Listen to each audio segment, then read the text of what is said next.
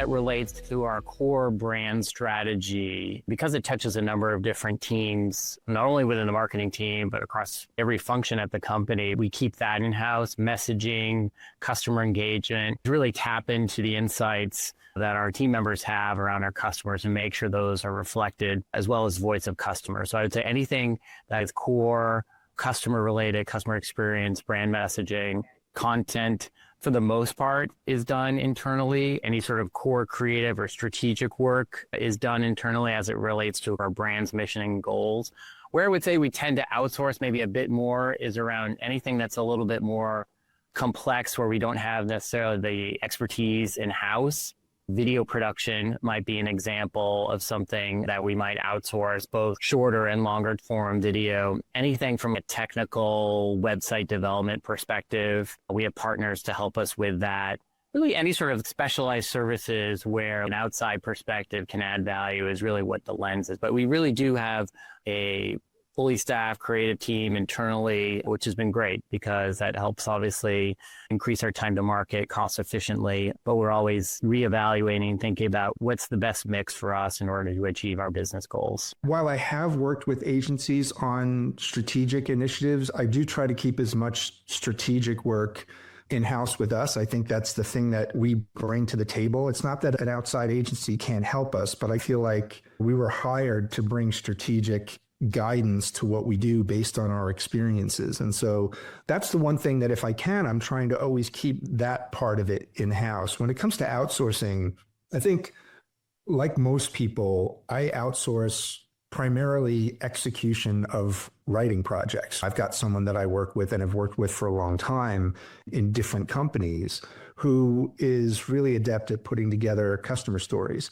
And so with a high volume of customer stories that we've had coming in, particularly in the last few months, we've had to offload some of that, teach this person the particular formula that we have for doing it, but then let him run off and do those things. And I think that's a situation where we put in a lot of effort in finding the person who really understands the style that we want, which is not easy. We went through multiple people where we just felt like they weren't getting the tone right. They weren't including the right pieces of information. And so it might seem like a simple thing to outsource, but it's finding somebody who gets who you are. I know that sounds kind of fluffy, but you do need them to understand who you are. And you have someone now who we can communicate with in a very shorthand way who's like, yep, got it, and then delivers it. Some of the things that we're looking specifically for our business model to keep in-house are a lot of the internal coordination projects. So we do serve some internal customers and needs, almost similar to the way you'd work with a bigger company where you're almost like an internal agency servicing sales, servicing events. Engineering has marketing needs from time to time, as surprising as that can sound. So keeping a lot of the project coordinator or almost administrative stuff, project management in-house, I think is really key. I don't think it matters what that role is called. Some people call it MOPS, like your marketing operations folks and things of that nature. Someone that can really understand and also bridge the gap between sales. I think that person ends up helping sales with what they need to move deals through the pipeline, bring new deals in, make sure that they have what they need to communicate and sell effectively, presentation decks and things of that nature. I think that's important to keep in-house. If you find a really strong agency that can get ingrained in your product, I think a lot of that can be outsourced. For an example, Content 10X did a great job taking a lot of the things that we had, learning it, listening very intentionally at the direction and the creative that we wanted it to hold, and then helping us repurpose some things that we can use and build and insert into stuff. So I think content can be outsourced. We also have a writer that we outsource some things to. There was a big learning curve there because it's a lot of technical writing and a lot of industry specific stuff. We tried to find a unicorn writer, but we literally realized we were looking for someone who didn't exist. It was so specific, robotic experience, but also has touched energy and or oil and gas, but then also understood the specific technology that the robot uses to scan. It's like, this person doesn't exist. So we found someone that is awesome to work with. She had some technical experience, a little bit in robotics, and had written a few pieces in oil and gas. And we trained her up and she was the right fit. In terms of outsourcing, it really depends on what the business needs. I think in content marketing teams, when the business moves so quickly, there will always be aspects of content marketing that have to be done in-house. And I think those are the things that are real product market fit. So things like landing pages on the website, I think they're really important to be built in-house. The majority of other things, anything from press releases to ebooks to case studies, when it's less so specifically tied to the product market fit in the audience, I think it's a lot easier to outsource that kind of content. We do all of our webinars, obviously, in-house. And I think that's really important because you want that continuous face, that presence, and someone who knows our industry. Most of our content for the blog is done in-house, but I do have a freelancer that works on SEO. So we've worked with an SEO agency to develop an SEO strategy for our website and for content. And then I have a freelancer, but that was also really hard because I've had a few different freelancers, but finding someone who really understood our industry, because the external training, there's a tendency for most people to think HR, learning and development, which is different than external training and customer education. I did work briefly with a social agency, tried to outsource that, but just found there was a hard time connecting with our audience. There's like the voice of Intellum and our customers, and then the voice of social. And we're actually way more voice of Intellum and customers than voice of social. We actually don't outsource a ton right now. We have some design resources that will outsource, and we don't have a dedicated right now growth or demand gen person. So some of that is outsourced as well. When it comes to content, I'm a big believer that some of that can be outsourced. So I like to outsource what I call some of the more educational stuff. So it's like pillar building or foundation building, sort of educational evergreen content. I usually feel comfortable outsourcing that. But if it comes to, say, sales enablement, or I call it here advisor enablement, if it's that sort of product focused copy, that's the stuff that I usually like to keep in-house. It's just hard to translate that to an external person that's not here, and it sort of defeats the purpose. Usually outsourcing is to make things quicker and to get more production.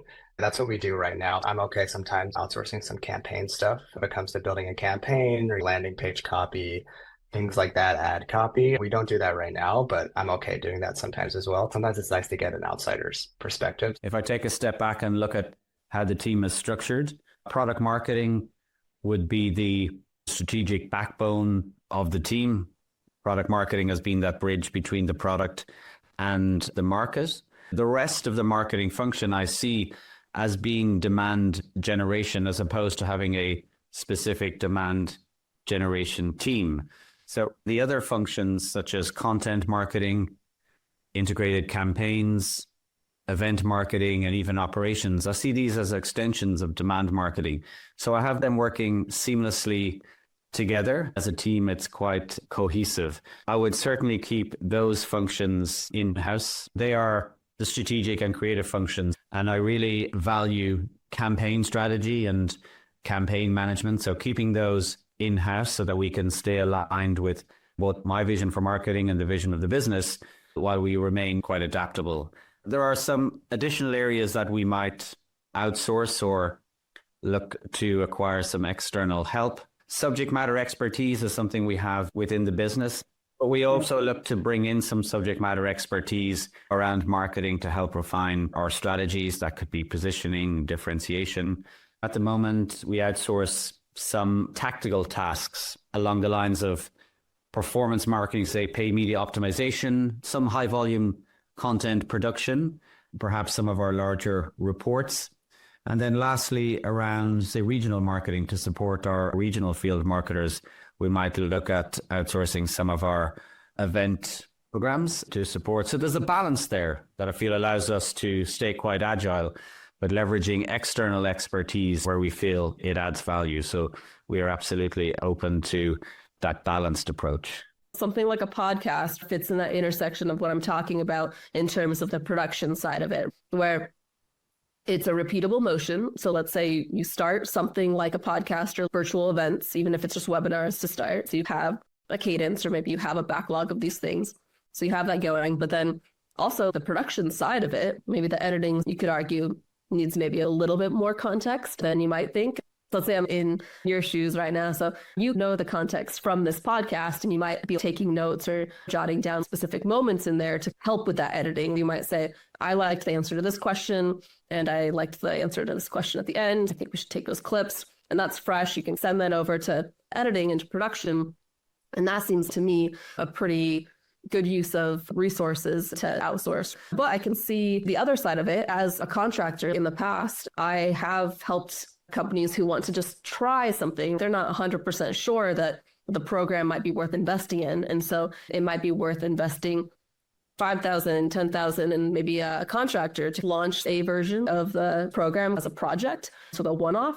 And then if that goes well, let's think about turning it into a program. And it also depends on your in-house resources and interest too. So for me, I like to be able to carve out time for the innovation in-house. If I had to outsource all of the innovation, I think that would be sad for me. The more exciting parts of marketing is finding that balance of what things make sense to outsource, or is there a balance of I'm going to bring someone else in from the outside to get me up to speed on how to run something like this properly, but then maybe you run with it later. I'm in full experimentation on the freelancing side of things. We have an in-house content writer who is our specialist in the music industry. She is our subject matter expert. She's gotten to the point where she's a reference point, not just for me, but others in the company go to her, and she knows the messaging and the positioning really well. Other places where we're trying new messaging and where we want to dig deep, we have a product marketer on our team who helps us with that, and he's really good at laying out a groundwork for us.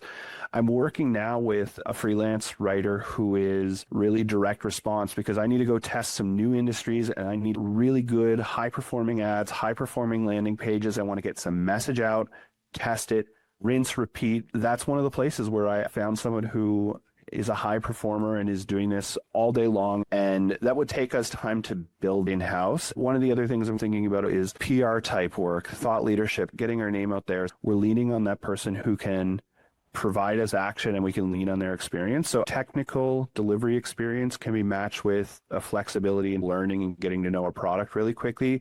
It helps us get something off the ground. We're working towards a proof of concept. Any of those that hit, there's a great argument then to start building some in-house knowledge and bring some of those responsibilities in-house.